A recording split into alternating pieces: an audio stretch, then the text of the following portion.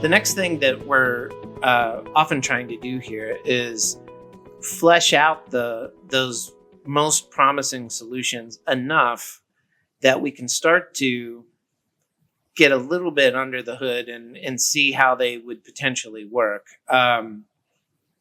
So early on, this is where, a team might encounter kind of early information architecture questions, early kind of user flow and interaction questions. So we try to hit it at a pretty high level. Again, emphasizing going wide, testing alternative paths. How do we put a little meat on the bones, though? At TrueFit, we use a process called object-oriented UX. Tell me about that. That sounds interesting. Yeah, it's proven to be very helpful in aligning the team. What you're trying to do is identify kind of the objects in the experience that the user is going to encounter. So in my example, if I had a patient who is working with a therapist, and when that patient comes into the software, that they are going to see things like a workout regimen or a calendar or information about their therapist or some documentation of their progress towards an insurance goal, some indicator of whether they're complying with the program or not. So we really do start by kind of modeling the real world, the objects in the real world with the solution and starting to marry that up. So it's very familiar. Yeah, it's helpful to just start to log, what are the objects that the user is encountering? What are the properties of those objects? And most important, what are the calls to action? Like what could, so I can create a profile, I can edit a profile, I can delete an account, I can remove or archive a patient. That starts to build a mental model of how the software might work. It's early, it's sketchy. We're usually working in stickies and, whiteboarding with lots of arrows and notes.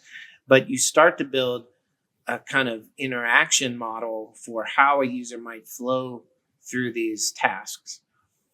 What we're looking for is to build early use cases, to identify early use cases by role.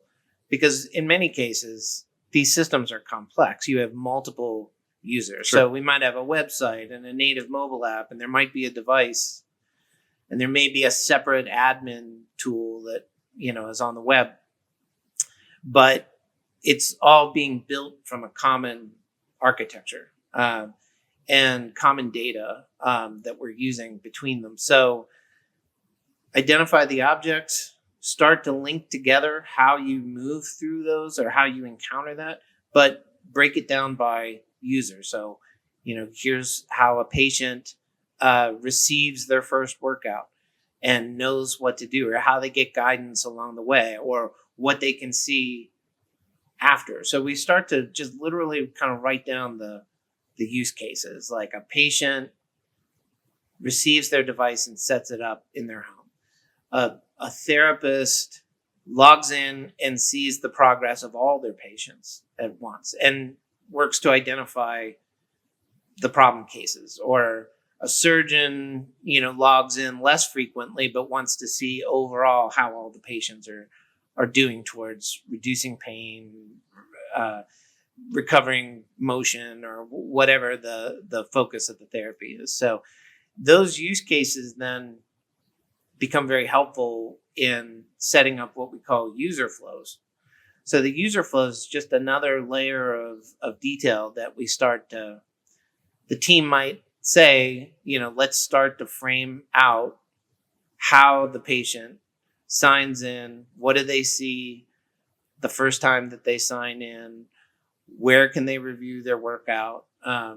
We refer to those use cases and really start to really block it out.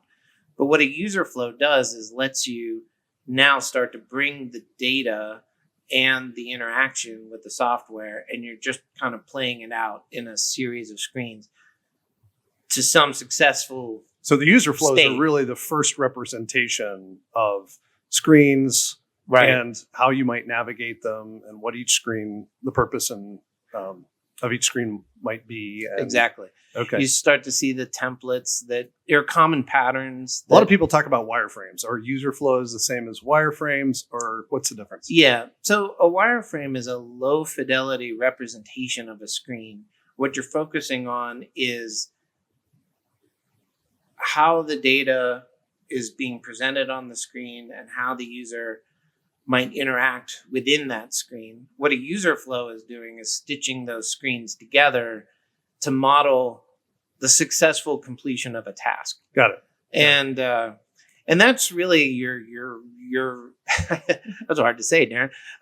Your eureka moment in software is that's really the first place where you go, aha, like the product's coming to life. Now I see it. Now, some of your stakeholders, your team first. The first audience is yourself and your team.